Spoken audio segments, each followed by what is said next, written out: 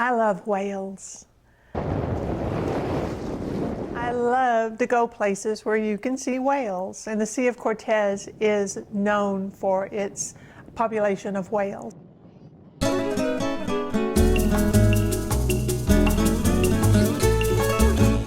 We saw blue whales, fin whales, pilot whales, and I think even a humpback whale at one point. So we certainly saw more variety of whales on this trip than any trip we've been on.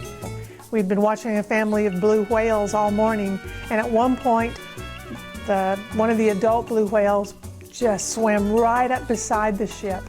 I mean, right beside the ship. And the water was so clear, you would look down and it was just this huge whale right there by the side of the ship. It was an amazing experience.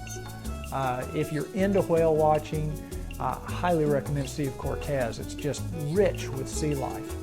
When we first walked down the dock to approach Safari Quest, I was amazed how small it was. Now, this is a small ship. It only holds 22 people, 22 passengers.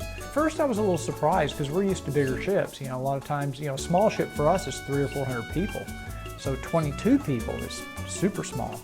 So if whales are spotted, you can run up to the top deck or run to the bow very quickly. It's very, very conveniently sized for the experience in Sea of Cortes.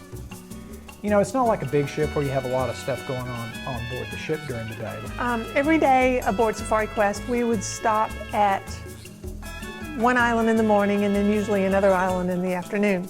On Safari Quest, the destination is the activity. So most of the activities are outdoors. You're kayaking, you're hiking, you're on a skiff looking at wildlife, or you're out on deck looking at whales or dolphins.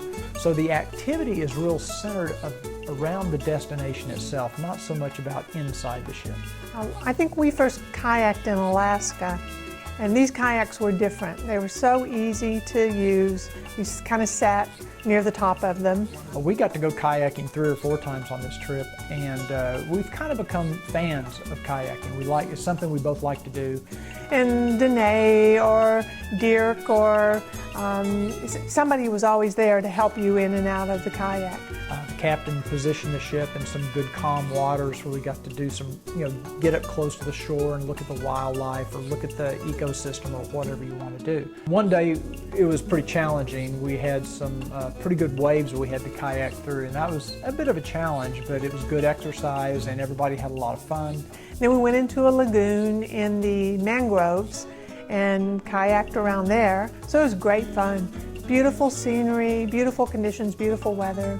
A really great experience. Well, one day we went to an island where everybody got on a mule and they trailed off for 3.5 miles or something to do this mule ride. And we hopped on the mules and we went on a trail ride. And it was like nose to tail all in a row, so you didn't really get to choose where you wanted to go. But we saw some amazing scenery, and it was just a great experience. I think a lot of people don't know about the Sea of Cortes, and they don't know about the wildlife, and even the scenery is really pretty interesting.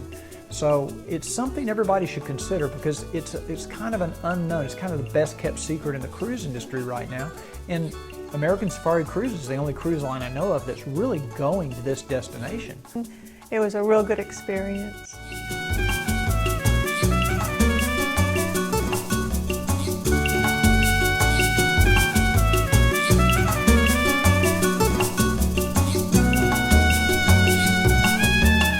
One thing is you have to ask, if you go on board, you have to ask about ubu. I was a whale in a former life. And I'm not going to tell you what that is. You have to go on Safari Quest and ask them. And I can identify with the whales in the ocean now.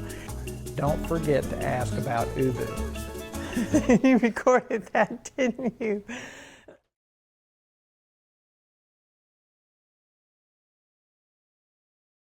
Because I'm not going to tell you what it is.